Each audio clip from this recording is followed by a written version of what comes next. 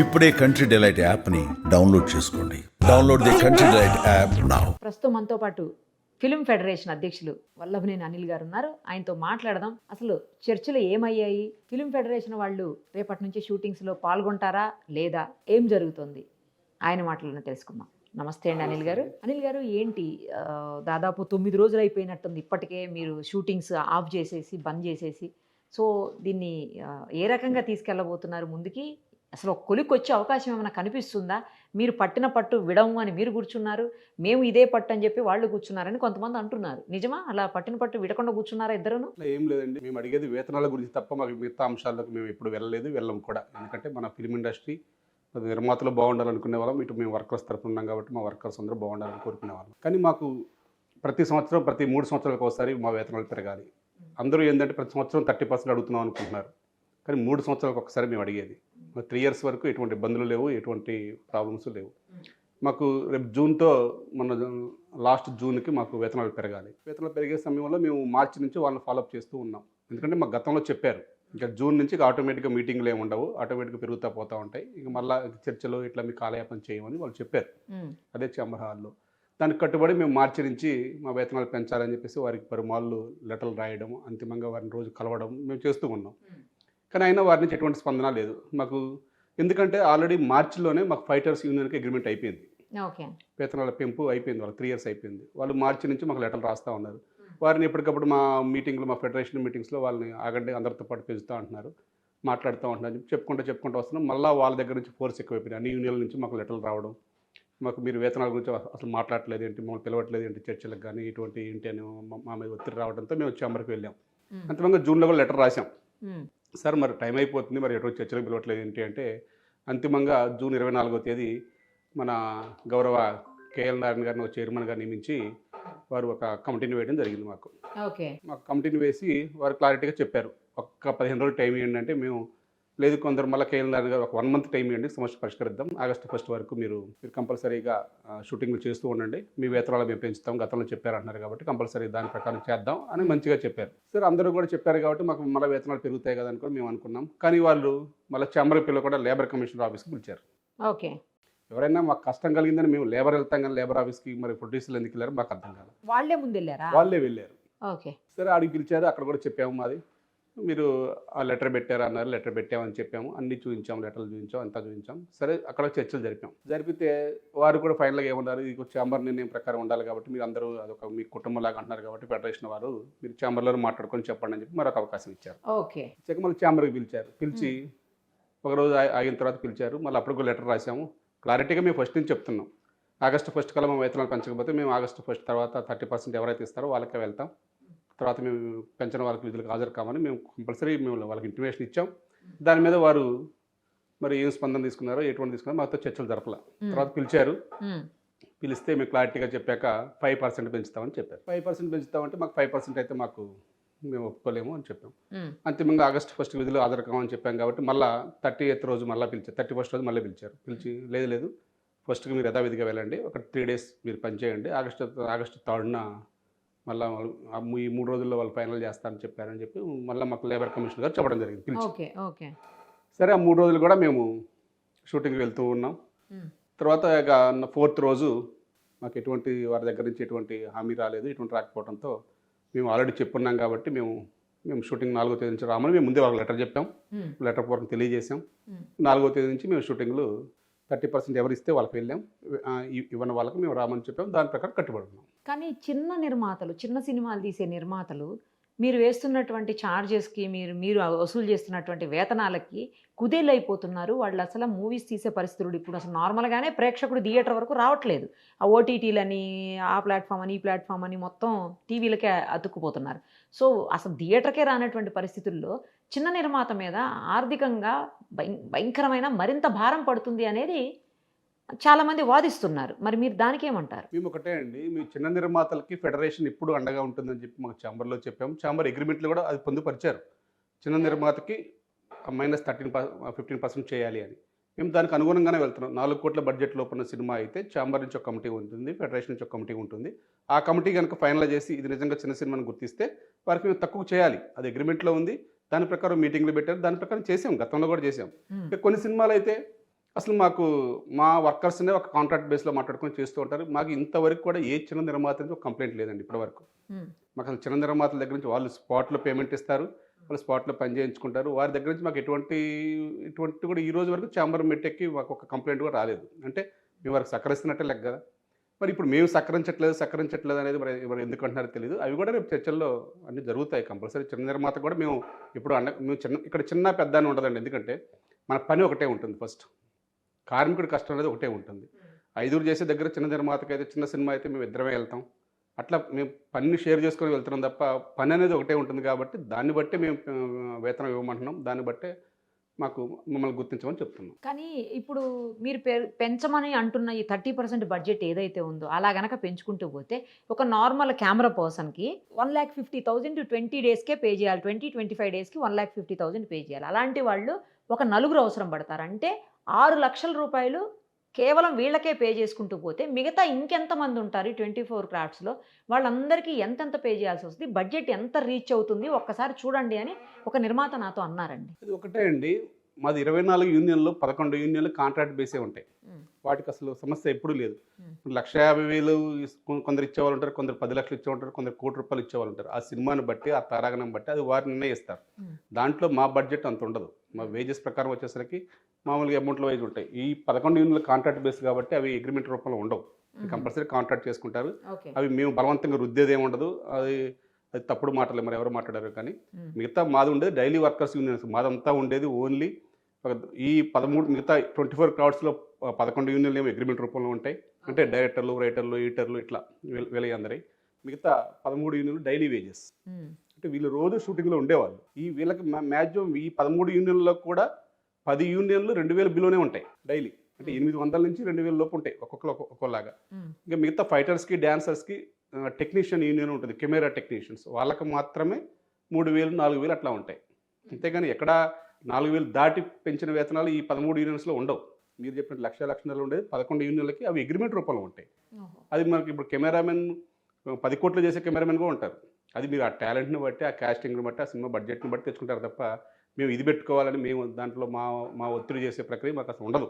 మా ఇన్వాల్వ్మెంటే ఉండదు దాంట్లో. ఇంకొక ఆరోపణ ఏమైనా వస్తుందంటే ఫెడరేషన్ మీద, ఇప్పుడు మీరు అంటే వర్కర్స్ని ఇస్తారు, కార్మికుల్ని ఇస్తారు. కార్మికుల్ని ఇచ్చినప్పుడు అక్కడ 4 అవసరం పడిన చోట, లేదు 10 మంది అవసరం పడిన చోట మీరు 20 మందిని పంపటం, 4 అవసరమైన చోట 10 మందిని పంపటం, లేదంటే 50 మంది అవసరమైన చోట 100 మందిని పంపటం. అంటే పంపుతున్నామని చెబుతారు, కానీ తీరా వచ్చేది 50 మందేనంట అక్కడకు. కానీ 100 మంది ఛార్జెస్ వాళ్ళు రాకపోయినా కూడా వాళ్ళకు కూడా పే చేయాల్సిందేనని చెప్పేసి కంపెల్ చేస్తున్నారు మీరు అనేది కూడా ఒక కంప్లైంట్ ఉంది. అది తెలియదండి. అది అసలు దాన్ని పూర్తిగా ఖండిస్తాం. ఎందుకంటే లొకేషన్లో వాళ్ళే ఉంటారు. పెద్ద సెట్ అయితే, ఎక్కువ మంది కాస్టింగ్ అయితే ఏమైనా గుర్తించలేరు. కానీ 1-10 మందిని కవర్ చేయగలం. కానీ 100 మందిని కవర్ చేయాలంటే ఒక్కో డిపార్ట్మెంట్ సపరేట్గా ఉంటుంది. డిపార్ట్మెంట్కి ఎంతమంది కావాలని చెప్పి ముందు రోజు షెడ్యూల్ రాసిస్తారు కదా మేనేజర్ గారు. కానీ అక్కడ ఉన్న ఈపీ ప్రొడ్యూసర్లు కానీ ఎవరైనా ఒక టీం ఉంటుంది. అంతే డైరెక్ట్గా వాళ్ళు చూసుకోవాలి అది ఎంతమంది వస్తున్నారని. మరి వారు చూసుకోకుండా వారు ఇట్లా తప్పుగా మాట్లాడుతున్నారంటే అది పూర్తిగా ఖండించాల్సిన అంశం. ఎవరైనా సరే ఒక 5-10 మంది అంటే ఏమన్నా కవర్ చేయగలం. కానీ 100 మందిని మీరు చెప్పినట్టుగా 1000 మందిని ఒక 10 మంది దాటి ఎవరైనా కవర్ చేయగలమా? 10 మంది కూడా ఎందుకు వస్తారు ఎక్కువగా? ఇప్పుడు ఒక వెహికల్ ఎక్కువ వచ్చేటప్పుడు suppose Ramoji film city shooting అంటే ఇక్కడ నుంచి నీకు కంపల్సరీ ఎంతమంది కెమెరామెన్లు రావాలి, ఎంతమంది అసిస్టెంట్లు రావాలి, ఎంతమంది ఫైటర్లు రావాలి, ఎంతమంది జూనియర్ ఆర్టిస్టులు రావాలి, క్లియర్గా ఒక నెంబర్ ఇస్తారు కదా ముందు రోజు. ఆ నెంబర్ దాటి మీరు పేమెంటే ఇవ్వరు కదా. అది క్లారిటీగా ఉంటుంది. కానీ అటువంటి ఆరోపణలు అనేది అదే ఈ మధ్య కాలంలో చూస్తున్నాం. వేతనాలు పెంపు అనేసరికి వచ్చేసరికి ఏదేదో మాట్లాడుతున్నారు చాలామంది. మరి ఎందుకు మాట్లాడుతున్నారో అర్థం కావట్లేదు. లొకేషన్కి వెళ్ళినప్పుడు మీరు చూసుకోవాల్సిన బాధ్యత మీది. ఎక్కువ మంది ఎందుకు వస్తారు? మీరు ముందు రోజు షెడ్యూల్ ఇస్తున్నారు కదా మాకు క్లారిటీగా. మాకు ఇంతమంది ప్రొడక్షన్ బాయ్స్ కావాలి, ఇంతమంది ఫైటర్లు కావాలి, ఇంతమంది డ్యాన్సర్లు కావాలి, ముందు రోజు లిస్ట్ ఇస్తారు మాకు. ఆ లిస్టు ప్రకారం వెళ్తారే. కానీ ఒకటేసారి ఒక 100 మంది ఖాళీగా ఉన్నారు కానీ 100 మంది లొకేషన్ పంపించి పేమెంట్ ఇవ్వండి చెప్పేసి ఖచ్చితంగా కంపెల్ చేసి పంపించి అంతమందికి పేమెంట్ ఇచ్చి తీరాల్సిందేనని చెప్పేసి మీరు ప్రెషర్ చేస్తున్నారు అని అంటున్నారు. అదే అసలు నాకు అర్థం కావట్లేదు. మరి ముందు రోజు మరి మీరు ఎందుకు షెడ్యూల్ ఇస్తారు? ఆ షెడ్యూల్లోనే మీరు 10 మంది అంటే 10 మందే వెళ్తారు కదా. ఆ షెడ్యూల్ 10 మందిని ఇచ్చినా కూడా మీరు 15 మందిని పంపించి 15 మంది ఖాళీగా ఉన్నారు, మీరు అందరికీ ఇచ్చి తీరాల్సిందే వేతనాలు అని చెప్పేసి కంపెల్ చేస్తున్నారు. ఎందుకు వస్తారండి? అది అసంపూర్ణమైన వార్త. మరి ఎందుకు అంటున్నారో తెలియదు. అటువంటిది ఏమంటే మరి ఛాంబర్కి ఎందుకు పిలవలేదు ఇప్పుడు దాకా మమ్మల్ని? మా ప్రశ్న అది. మనకు ఛాంబర్ ఉంది అన్నిటికీ. ఏ చిన్న సమస్య వచ్చినా ఛాంబర్ దగ్గరకు వస్తాం. ఇటువంటి సమస్య మీద ఏ రోజైనా ఛాంబర్కి ఈ 3 సంవత్సరాలు పిలిచారా? ఈ 3 సంవత్సరాలు కాదు, ఇప్పటివరకు నేను 7 ఇయర్స్ నుంచి ఉంటున్నాను ఈ ఫెడరేషన్లో. మరి 7 సంవత్సరాల నుంచి ఎప్పుడు కూడా మరి ఇట్లా ఎక్కువ మందిని మేము తీసుకెళ్ళి పేమెంట్ ఇవ్వాల్సి వస్తుంది. ఇదిగోండి ఈ లొకేషన్లో మేము 10 మందిని మేము ప్రోగ్రామ్ రాస్తే 20 మంది వచ్చారు అని ఎక్కడైనా మరి మాకు ఒక్క రోజున మమ్మల్ని పిలిచి మాట్లాడారా? మరి మాట్లాడినప్పుడు మరి మాకెలా తెలుస్తాయి ఇవన్నీ? ఇవన్నీ ఇప్పుడు ఎందుకు వస్తున్నాయి ఆరోపణలు? అంటే ఇప్పుడు పాయింట్ రైజ్ అయింది కాబట్టి, ఇష్యూ స్టార్ట్ అయింది కాబట్టి వస్తున్నాయేమోనండి. ఇప్పుడు వరకు ఇష్యూ లేదు కదా. ఇప్పటికైనా సరే ఛాంబర్లో, మేము మొన్న ఛాంబర్లో కూడా ఈ మాట అడిగారు, ఇట్లా ఇట్లా అంటున్నారు అని అడిగినప్పుడు మేము చూపెట్టమన్నాం. ఏ నిర్మాత ఇస్తున్నారు ఎక్కువ, ఎందుకు ఇస్తున్నారు చెప్తే మేము కూడా అటువంటి పొరపాట్లు ఏమైనా జరుగుంటే ఆ యూనియన్ ఇక్కడే కట్టడి చేస్తామని చెప్పాం. మీ మీద భారం పడకూడదు, మాకు మీరు ఏ పని అయితే చెప్పారో ఆ పని చేయటం వరకు మా కార్మికులు వస్తారు తప్ప లేని పని మీద రుద్దటం అనేది ఉండదు అని చెప్పాం. అటువంటిది ఏమైనా ఉంటే చెప్పండి, ఇక్కడ ఈ టేబుల్లోనే మేము పరిష్కరిస్తామని కూడా చెప్పాం. ఇప్పుడు ఫెడరేషన్లో ఉన్న యూనియన్లు ప్రతిదీ మీకు తెలుస్తుందండి కంపల్సరీ? ప్రతిదీ అంటే కంపల్సరీ ఒక కంప్లైంట్ పరంగా ఉంటే మాత్రం ఫెడరేషన్కి కంప్లైంట్ వస్తుంది. కంప్లైంట్ లేకుండా అక్కడక్కడే వాళ్ళు ఆ యూనియన్ సభ్యుల మధ్యలోనే సవరించుకొని ఆ కంపెనీ వారితో మాట్లాడుకొని కనుక చేసుకుంటే అసలు మా దాకా రావు. ఏది మా దాకా అలా మీ దాకా రావట్లేదేమో అనేది నా పాయింట్. లేదు, కానీ మాకు రోజు ఎప్పుడు టచ్లో ఉంటారు. మాకు చెప్పకపోయినా సరే మా వర్కర్స్ మాకు చెప్పరు, మీరు అన్నట్టు ఎక్కువ మంది పంపిస్తున్నాం కాబట్టి. అలా అని మరి ఆ ప్రొడక్షన్ యూనిట్ వారు కూడా కంపల్సరీ ఛాంబర్లో కంప్లైంట్ చేయాలిగా. ఒకసారి జరిగింది, ఒకసారి చూస్తారు, ఒక రోజు చూస్తారు, రెండో రోజు ఇట్లా ఒత్తిడి చేసినప్పుడు మాకు ఆ కంప్లైంట్ ఇవ్వాలిగా. మాకు వారికి ఛాంబర్ ఉంది, వారు మమ్మల్ని అడగరు డైరెక్ట్గా, వారు మమ్మల్ని అడగకూడదు డైరెక్ట్గా, మేము వారిని అడగకూడదు డైరెక్ట్గా. మధ్యలో ఏదైనా ఉంటే ఛాంబర్కి పిలవాలి, ఛాంబర్తో మాట్లాడాలి. ఏదైనా లొకేషన్ల సమస్య అయితే డైరెక్ట్గా మాట్లాడుకుంటాం. కానీ ఇటువంటి మీరు అన్నట్టు నిజమైన మాకు బడ్జెట్ పెంచుతున్నారు, మాకు భారం పెంచుతున్నారు అనే సమస్య అనేది చాలా పెద్ద ఇష్యూ. ఇప్పుడు మీరు ఇలా మాట్లాడుతున్నారు కాబట్టి ఆ ఇష్యూ ఉన్నప్పుడు ఆ పెద్ద ఇష్యూ ఎక్కడ పరిష్కరించుకోవాలి మనం? ఇప్పుడు ఒక యూనిట్లో జరిగిందంటే అది మిగతా అన్ని యూనిట్లో జరుగుతున్నట్టే కదా. తర్వాత పెద్ద సమస్యగా తీసుకొని ఒక ఛాంబర్లో కంప్లైంట్ పెడితే మేము కూడా ఎవరి ద్వారా వచ్చిందో కంప్లైంట్ అఫీషియల్గా వాళ్ళు లెటర్ పంపిస్తారు మాకు, పలానా యూనియన్ సభ్యుల ద్వారా మాకు ఇట్లా అవుతుందంటే ఆ యూనియన్ మేము వెంటనే కాల్ఫర్ చేస్తాం మీటింగ్కి, ఛాంబర్లో కూర్చుంటాం, అదే హాల్లో కూర్చుంటాం, అదే పరిష్కారం చేసుకునే సందర్భాలు చాలా ఉన్నాయి. ఏదైనా పేమెంట్ల విషయంలో కానీ రాకపోతే ఛాంబర్కి మేము కంప్లైంట్ పెడతాం, వాళ్ళు కంప్లైంట్ పెడతారు, లేకపోతే మా వాళ్ళు ఏమైనా లొకేషన్లో ఇబ్బంది జరిగితే వాళ్ళు కంప్లైంట్ పెడతారు, ఛాంబర్కి పిలుస్తారు, ఛాంబర్ ప్రెసిడెంట్ గారు సెక్రటరీ గారు పిలుస్తారు, మాట్లాడతారు మాతో. ఇట్లా ప్రతిసారి జరుగుతున్నాయి కదా. ఇదే ఇప్పుడు మాకు బాధాకర విషయం ఏంటంటే ఇటువంటి మాట్లాడుతుంటే బాధ. అదేంటి ప్రాక్టికల్గా చెప్తే మీరు పరిష్కరిస్తానని చెప్పాను. ఫెడరేషన్ ప్రెసిడెంట్గా ఏ యూనియన్ సభ్యుడైనా సరే మీకు ఇట్లా చెప్పారు అంటే, చేశారు అంటే ఇప్పటికైనా చెప్పండి. మీకు నిర్మాతకి న్యాయం జరగాలి, మా కార్మికుడికి న్యాయం జరగాలి అనేది మా లక్ష్యం తప్ప మా ఒక్కడికే కావాలి, మీరు నాశనం కావాలని కోరుకునే వాళ్ళం కాదు. ఎందుకంటే రోజు మీతో పాటు షూటింగ్లో పాల్గొంటాం, మీతో పాటు తింటాం, మీతో పాటు కారులో జర్నీ చేస్తాం, మిమ్మల్ని ఇంటికాడ దింపాల్సిన బాధ్యత మాది. అట్లా ఎన్ని ఉంటాయి కాబట్టి మేము దాని ప్రకారం ఉంటాం తప్ప ఒక కుటుంబంలాగా భావిస్తాం. కానీ ఇట్లా ఏదో మాకు కొంచెం రేటు పెంచి ఇవ్వమన్నా అన్నప్పుడు మీరు కరెక్ట్ కాదు అంటాం, మాకు ఇంకా ఆ బాధ ఎక్కువైతుంది. అసలు మీకు అందరికి ఇచ్చే జీతాలు ఆల్మోస్ట్ సాఫ్ట్వేర్ ఎంప్లాయీస్కి ఇస్తున్నంత జీతాలు ఉన్నాయి అని చెప్పేసి మరి నిర్మాతలు అంటున్నారు. దానికి ఏం సమాధానం చెప్పారు? అనేది కష్టం అనేది ఇప్పుడు ఒకసారి వచ్చింది అనుకుందాం, కానీ దానికి సాఫ్ట్వేర్ ఎంప్లాయీస్ లాగా ఉంటే ఆ సాఫ్ట్వేర్ జీతాలు ఉంటే ఇక్కడ ఎందుకు పని చేస్తారు? సాఫ్ట్వేరే చేసుకుంటారు కదా వెళ్ళి. అట్లాగా మరి మీరు కూడా మరి సాఫ్ట్వేర్ ఎంప్లాయీస్తో పని చేయకుండా మాతో ఎందుకు చేస్తారు? మా కష్టం మాది. సాఫ్ట్వేర్ ఎంప్లాయీస్ ఎవరు వస్తారు? వాళ్ళు ఏసీలో కూర్చుంటారు, 8 hours పని చేస్తారు. అంటే సాఫ్ట్వేర్ వాళ్ళు ఆ చదువు ఆ పరిస్థితులు అన్నీ ఉండాలి కదా. వాళ్ళ కష్టం వాళ్ళకు ఉంటుంది. వాళ్ళకుంటే కాదు, వీళ్ళ దగ్గర అంత చదువు ఆ టాలెంట్ ఉంటే మేబీ వీళ్ళు కూడా అక్కడే చేసుకుంటారు. కానీ అట్లా చేసుకుని వీళ్ళ కష్టాన్ని వాళ్ళతో పోల్చి వీళ్ళ చులకనగా మాట్లాడటం అనేది మేము అయ్యే చెప్పాము. ఇప్పుడు ఈ మధ్యకాలంలో చూస్తున్నాం. ఎప్పుడైతే వేతనాలు పెంపు అని అన్నామో వివిధ రకాలుగా మాట్లాడుతున్నారు చాలామంది కూడా కాదండి, ఒకరిద్దరే మాట్లాడుతున్నారు. మరి వారికి పూర్తిగా మన ఇండస్ట్రీ గురించి అవగాహన ఉండి మాట్లాడుతున్నారా, లేక మాట్లాడుతున్నారా? మన కార్మికులు అంటే ఎవరో సడన్గా వచ్చి రాత్రి పుట్టేవాళ్ళు కాదండి. ఇప్పటికప్పుడు వాళ్ళు ట్రైనింగ్ అవుతా అది మనతో మమేకం కావాలి. ఏదో బయట పనులు చేసినట్టుగా మన సినిమా వాళ్ళు చేయలేరు. మనకు టైమింగ్స్ కానీ మన వాళ్ళతో మమేకం అయితేనే చేయగలం. అంతేగాని బయట వాళ్ళు కొత్తగా తీసుకొచ్చామంటే వాళ్ళు డైరెక్ట్ కెమెరా ముందు పోయి నిలబడతాడు, హీరోలు కలవాలని ఏదో సంతోషంతో వస్తారు. అట్లా వాళ్ళతో మనం చేయలేము ఇవన్నీ. మన వాళ్ళు ఏంటంటే మన హీరోని మన క్షేమంగా తీసుకుపోవాలి, మన యూనిట్ని భద్రంగా చూసుకోవాలి. ఆ యూనిట్లో ఒక వలయంలాగా ఏర్పడతారు మన కార్మికులు ఆ షూటింగ్ లొకేషన్లో. అట్లా కష్టపడతారు. కానీ డే అండ్ నైట్లు ఒక వేతనం పెంచండి, అది పెంచండి అనేది మా కష్టాన్ని అడుగుతుంది తప్ప మేము బట్ట కష్టానికి మా వేతనం పెంచమని అడుగుతుంది తప్ప. ఇప్పుడు మనకు తెలుసు ప్రతి సంవత్సరం డైలీ ఎంత పెరుగుతున్నాయి ఇప్పుడు ఈ పోటీ ప్రపంచంలో. ఒక ఇంటి రెంట్లు కానీ ఇప్పుడు ఇందిరానగర్లో ఇల్లు దొరకాలంటే ఒకప్పుడు 5,000 6,000 ఉండేది, ఈరోజు 10,000 లేని వచ్చిన రూమ్ కూడా లేదు. అది ఎవరి 10% 20% పెరుగుతూనే ఉన్నాయి. ఇప్పుడు ఏ వస్తువులు పెరగట్లేదు, మన దినచర్యలో భాగంగా డైలీ వేస్ పెరగట్లేదు, స్కూల్ ఫీజులు పెరగట్లేదు, ఎక్కడ పెరగట్లేదు. అది కూడా కార్మికుల మీద భారమే కదా పడేది.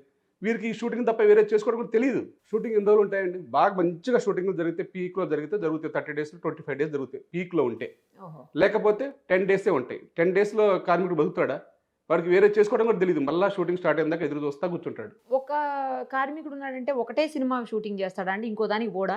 వెళ్తారు. కానీ షూటింగ్ తక్కువ ఉన్నప్పుడు ఇప్పుడు రెయిన్ సీజన్ ఉందండి. ఈ రెయిన్ సీజన్లో షూటింగ్ తక్కువ ఉంటాయి. ఒక నెలకు 10 రోజులు మ్యాక్సిమం 10-15 రోజులు ఉంటే ఎక్కువ. అదే సమ్మర్లో అనుకోండి అన్ని షూటింగ్లు ఉంటాయి కాబట్టి అప్పటికి మన దగ్గర కార్మికుడు దొరకక బయట నుంచి అలాంటి తెచ్చుకుంటారు. పరిస్థితి కూడా ఉంటుంది. Yes. ఇప్పుడు మన సమ్మర్లో 120 షూటింగ్ జరిగాయి ఫర్ డేకి, చిన్నవి కానివ్వండి పెద్దవి కానివ్వండి. అదేలేండి. అసలు అప్పుడు మన దగ్గర వర్కర్స్ లెక్క ఎక్కడెక్కడి నుంచో తెచ్చుకున్నారు. మనకు అబ్జెక్షన్ లేదు. అప్పుడు మన దగ్గర లేనప్పుడు తెచ్చుకోవడం తప్పు లేదు. మన దగ్గర ఉన్నప్పుడు ఉన్నోడికే పని లేదు, మళ్ళీ కొత్తోడికి ఎందుకు అనేది మా ప్రశ్న. అంటే మీకు 5,000 10,000 ఇచ్చే బదులు బయట నుంచి తక్కువ అమౌంట్ ఇచ్చి టాలెంట్ కూడా ఎక్కువ ఉంది అందుకని తీసుకొచ్చామని చెప్పి అన్నారు. ఏమండి ఒకటే టాలెంట్ అంటున్నారండి. నేను అనేది టాలెంట్ కూడా నేను ఖండిస్తాను పూర్తిగా. టాలెంట్ అనేది మన దగ్గర లేకపోతే ఈరోజు మన సినిమా మొత్తం ఒకప్పుడు మన తెలుగు సినిమా అంటే చాలా చిన్న చూపు ఉండేది. కానీ ఈరోజు మన సినిమా కన్నాంతరాలు దాటిందంటే మన కార్మికులు కష్టపడకుండా, మన డైరెక్టర్లు, రైటర్లు, మన ప్రొడ్యూసర్లు మొత్తం వీళ్ళంతా తీయకుండానే మన వాళ్ళ కార్మికులు కష్టపడకుండానే ఇంత ప్రపంచ ఖ్యాతికి వెళ్ళాము మనం. ఒకప్పుడు ఫైటర్లు, డాన్సర్లు అంటే మన దగ్గర అసలు లేరు. మన వాళ్ళని ఎంకరేజ్ చేసేవాళ్ళు లేరు. ఒక చెన్నై నుంచి బయట నుంచి తెచ్చుకునేవాళ్ళు. ఈరోజు చూడండి ఫైటర్స్ కానీ డాన్సర్స్ కానీ ఈరోజు ప్రపంచ ఖ్యాతికి మన వాళ్ళే ఉన్నారు. ఇంక వేరే లేదు ఎక్కడ. ఈరోజు మన తెలుగు ఫిల్మ్ ఇండస్ట్రీ కానీ, బాలీవుడ్ కానీ, చెన్నై కానీ మొత్తం ఈరోజు మన ఫైట్ మాస్టర్లు పనిచేస్తున్నారండి. ఈరోజు టోటల్గా మనం ప్రపంచ ఖ్యాతికి వెళ్ళాము ఈరోజు. ఎందుకంటే మీరు స్కిల్ డెవలప్ చేస్తే, మన దగ్గర ఉన్న వాళ్ళని మీరు ఎంకరేజ్ చేస్తే, మన వాళ్ళు ఎంతో మీకు తెలుసు బాగా ఏ రంగంలో అయినా మన తెలుగు వాళ్ళని కనుక ఎంకరేజ్ చేస్తే ఎక్కడికో వెళ్తారు. అలా మీరు ఎందుకు ఎంకరేజ్ చేయాలనేది మా ప్రశ్న. ఎందుకు బయట నుంచి తెచ్చుకుంటారు ఒక్కొక్కరిని? ఇక్కడ 5,000కి దొరికి అదే మళ్ళీ మీరు ఒకటి చూడండి. అంటే వాళ్ళ గురించి మేము మాట్లాడకూడదు. వాళ్ళు తెచ్చుకుంటారు బాంబే నుంచో లేకపోతే మేకప్ వాళ్ళు ఇంకోళ్ళు తెచ్చుకుంటారు. కానీ కింద కష్టపడేదంతా మన వాళ్ళే. వాళ్ళకి మాత్రం 5,000 ఇచ్చే కాడ 50,000 5 లక్షలు ఇచ్చే వాళ్ళు ఉన్నారు ఫర్ డేకి. సరే అది వాళ్ళ ఇష్టం. మేము దాంట్లో అంతర్గతం మేము మాట్లాడాం. మేకప్ ఆ స్కిల్ కావాలి కాబట్టి వాళ్ళు మేము తెచ్చుకున్నాం అంటారు. అది మనం స్క్రీన్ బట్టి ఉంటుంది కాబట్టి మనం దాన్ని ఎంకరేజ్ చేయాలి. మన దగ్గర లేనప్పుడు సరే తెచ్చుకున్నాను. కానీ కింద కష్టపడేదంతా మన వాళ్ళేగా. ఆ కింద కష్టపడే వాళ్ళు కూడా అక్కడ నుంచి తెచ్చుకుంటామంటారు. వాళ్ళు అక్కడ నుంచి తీసుకొచ్చే వాళ్ళకి రోజుకి 25,000 ఇస్తామంటారు. ఇక్కడ 5,000 ఇస్తే చాలంటే 25,000 ఇస్తామంటారు. మెయిన్ టెక్నీషియన్ చాలు అక్కడి నుంచి, కింద టెక్నీషియన్ అవసరం లేదు. మన దగ్గర లేకపోతే కదా. అట్లా మన వాళ్ళని డెవలప్ చేయండి అంటున్నాం. మన వాళ్ళని డెవలప్ చేసి మన కష్టాన్ని గుర్తించమంటాం తప్ప వేరే మేమేం అడగాల్సిన అవసరం లేదు మాకు. అసలు మాకెందుకు? మా కష్టానికి మాకు ఇస్తే ఎప్పుడు కూడా ఎక్కడ ఇబ్బంది జరగదే. ఎక్కడ ఏ రోజు ఏ ఒక్క షూటింగ్లో ఇబ్బంది జరగలేదే. చిన్న ఇష్యూస్ ఉన్నాయి వాళ్ళకు కూడా. ఆ ఇష్యూస్ని కూడా ఈసారి వారు మాట్లాడే మాటలను బట్టి మేము ప్రతి ఒక్క సమస్యను పరిష్కరిస్తామని చెప్పాం. ఏ సమస్య మీ ముందు పెట్టండి, ఛాంబర్లో పెట్టండి. ఫైటర్స్ వాళ్ళ ఇష్యూ జరుగుతుందా, డాన్సర్ వాళ్ళ ఇష్యూ జరుగుతుందా, ఇది పర్సంటేజ్ వరకు విషయం ఉంది. పర్సంటేజ్ ఎప్పటి నుంచో వస్తుంది పర్సంటేజ్. దానివల్ల బాగా ఎస్టాబ్లిష్ చేశారు దాన్ని కూడా మేము అదే ఫైటర్స్తో ఛాంబర్ హాల్లో చెప్పించాం. మా వల్ల తెలుగు నిర్మాతకి ఏమైనా అన్యాయం జరిగితే చెప్పండి, మేము దాన్ని సాల్వ్ చేయడానికి మేము సిద్ధంగా ఉన్నాను. వాళ్ళే స్టేట్మెంట్ ఇచ్చారు. మీకు అంతకన్నా ఏం కావాలి? సినిమాకి పెద్ద పెద్ద బడ్జెట్లు పెడతారు, కోట్లలో ఖర్చు పెడతారు, హీరోల కోసం కోట్లాది రూపాయలు ఇస్తారు. వీళ్ళకి వేతనాలు పెంచమంటే ఎందుకు పెంచట్లేదని మీరు అడుగుతున్నప్పుడు హీరోకిను మీకు ఎట్లా పోలిక ఉంటుంది అని చెప్పి వాళ్ళు క్వశ్చన్ చేస్తున్నారు.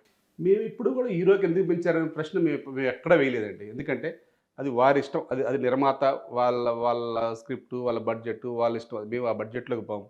మేము ఎన్ని రోజులు చేసుకున్నా మా కష్టానికే అడుగుతున్నాం తప్ప మేము ఎప్పుడు అటువంటి మాటలు మాట్లాడము. ఎందుకంటే మన తెలుగు హీరో మనం గౌరవించుకోవాలి, మన తెలుగు డైరెక్టర్ని గౌరవించుకోవాలి.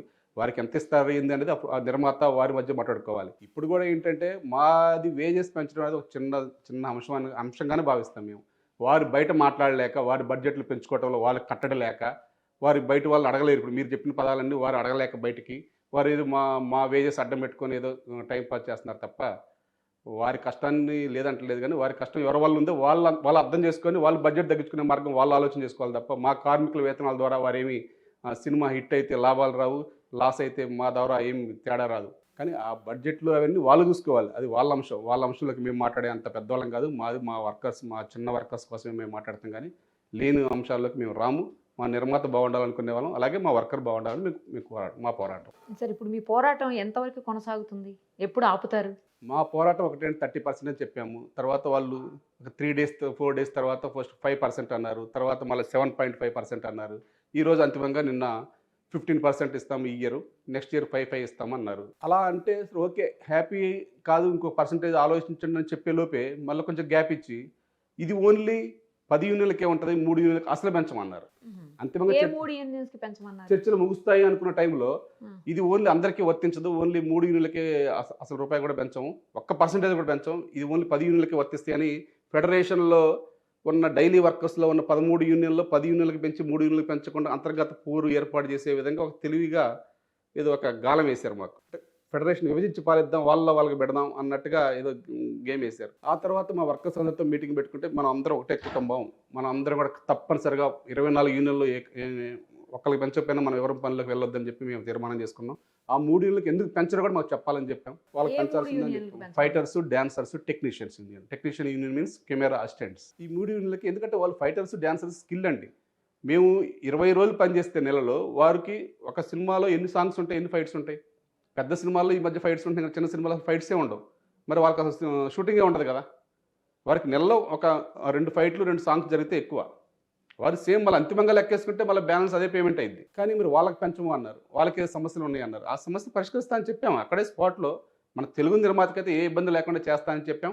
దానికి మరి వారు ఆ విషయాలు మాట్లాడకుండా వేరే ఏదేదో మాట్లాడుతున్నారు. మరి ఎందుకు మాట్లాడుతున్నారు అర్థం కాల.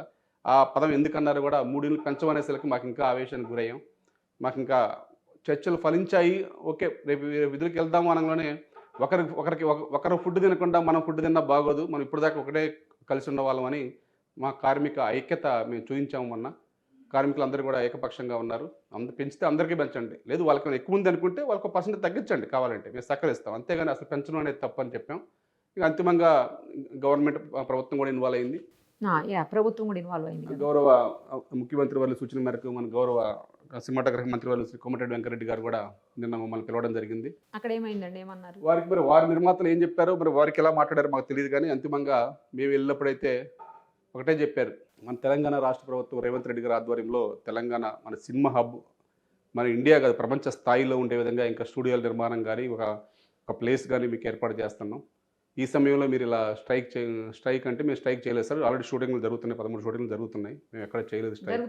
జరుగుతున్నాయి. చిన్న సినిమాలు 30% చేసుకుంటున్నారండి, చాలా మంది చేసుకుంటున్నారు. యాడ్స్ కానీ ఇవన్నీ షూటింగ్లు 13 షూటింగ్లు జరుగుతున్నాయి రోజు, పర్మిషన్ తీసుకొని మాతో. ఈ పెద్ద సినిమాలు జరగట్లేదు కానీ చిన్న అన్నీ జరుగుతున్నాయి, వారు అన్నీ చేసుకుంటే వెళ్తున్నాయి. మేము సహకరిస్తూనే వెళ్తున్నాం. చిరంజీవి గారిని కూడా కలుస్తారని అన్నారు, మీరు కలిసారా అండి మీ ఫెడరేషన్? చిరంజీవి గారిని మేము కలవలేదండి, వాళ్ళే కలిశారు, నిర్మాతలే కలిశారు. నిర్మాతలు కలిసిన తర్వాత వారి కష్టం వాళ్ళు చెప్పారు. తర్వాత మాకు చిరంజీవి గారు ఒక డైరెక్షన్ ఇచ్చారు. అసలు మీ కష్టం ఏంటి, నష్టం ఏంటి ఒకరితో మాట్లాడమన్నారు, వారితో మాట్లాడాము. తర్వాత అంతిమంగా వారు ఎప్పటికప్పుడు తెలుసుకొని వాళ్ళు పిలుస్తారని చెప్పి మేము ఆశిస్తున్నాం. ఏదన్నా వారు చామర్ సమక్షంలో పరీక్షించుకోమని చెప్పారు. మీరు ఏదన్నా వర్కర్స్కి న్యాయం చేయమని చెప్తారు తప్ప ఏ అగ్ర హీరో అయినా ఎవరైనా వర్కర్స్కి పెంచకుండా, అసలు ఏ రూపాయి కూడా పెంచకుండా పనిలోకి వెళ్ళమని వాళ్ళు చెప్పలేరు. వాళ్ళకి కూడా మాకు కష్టం తెలుసు కాబట్టి, వారు కూడా చిన్న స్థాయి నుంచి కష్టపడి వచ్చిన వాళ్ళే కాబట్టి వారు కూడా వర్కర్స్కి న్యాయం చేస్తారని ఆశిస్తున్నాం. మేము అడిగే దాంట్లో కనుక ఏమన్నా న్యాయబద్ధంగా కాకుండా మేము 50% అడిగితే కనుక మేము తప్పు. మీ గతంలో ఏదైతే మీరు మాట ఇచ్చారో ఆ మాటని అడిగాను తప్ప 50% పెంచి మీరు తగ్గించమని మేము అట్లా ఆ కోరికలు కోరలేదు. మేము కరెక్ట్గా అదే మాటకి కట్టుబడి ఉన్నాం, ఆ మాట ప్రకారం కావాలన్నాం. అయినా సరే ఇంకా ఇప్పుడు ఇండస్ట్రీ పరిస్థితి బాగాలేదు కాబట్టి ఇంకా సహకరిస్తా అని చెప్తున్నాం మేము. ఎందుకంటే ఏదైనా మాటల్లో సంప్రదింపులు జరపాలి తప్ప, సంప్రదింపులు జరపకుండా ఎక్కడెక్కడికో తీసుకెళ్ళి దీన్ని ఏదేదో వాళ్ళు చేస్తున్నారు తప్ప, అసలు నిర్మాతలు ఎక్కడెక్కడికో వెళ్తున్నారు, మమ్మల్ని పిలిచి మాట్లాడట్లేదు ఇప్పటికి కూడా. ఇప్పుడు నిన్న మంత్రి గారు చెప్పిన తర్వాత, ప్రభుత్వం ఇన్వాల్వ్ అయిన తర్వాత మళ్ళీ పిలిచి మాట్లాడుతూ అన్నారు. అంతిమంగా ఈ రోజు ఫైనల్ అవుతుంది అనుకున్నాం, ఈ రోజు పిలుస్తా అన్నారు. ఈరోజు పిలవలేదు, మరి ఎందుకు పిలవలేదు కారణాలు మాకు తెలియదు. అంతిమంగా లెటర్ పంపించారు, రేపు 3 గంటలకి సమావేశానికి రమ్మని. రేపు 3 గంటలకి, రేపు 10వ రోజు అవుతుంది. రేపు 10వ రోజు అయిపోతుంది. బాలకృష్ణ గారితో ఏమైనా మాట్లాడారా మీరు? బాలకృష్ణ గారిని కూడా వాళ్ళే కలిశారు. బాలకృష్ణ గారు కూడా వర్కర్స్ పెంచితే తప్పేముందని చెప్పారు. ఎందుకంటే వారికి కూడా కష్టం తెలిసిన వాళ్ళండి వాళ్ళు. ఎందుకంటే వాళ్ళు కష్టపడేటప్పుడు వాళ్ళతో పాటు పనిచేసే వాళ్ళు కార్మికులు కాబట్టి రోజు వాళ్ళ కష్టం చూస్తారు కదా. ఇంటి దగ్గర నుంచి కార్మికుడు తీసుకెళ్ళి మళ్ళీ లొకేషన్ తీసుకెళ్ళి మళ్ళీ ఇంటికి తీసుకొచ్చేదాకా వారితోనే జర్నీ చేస్తారు.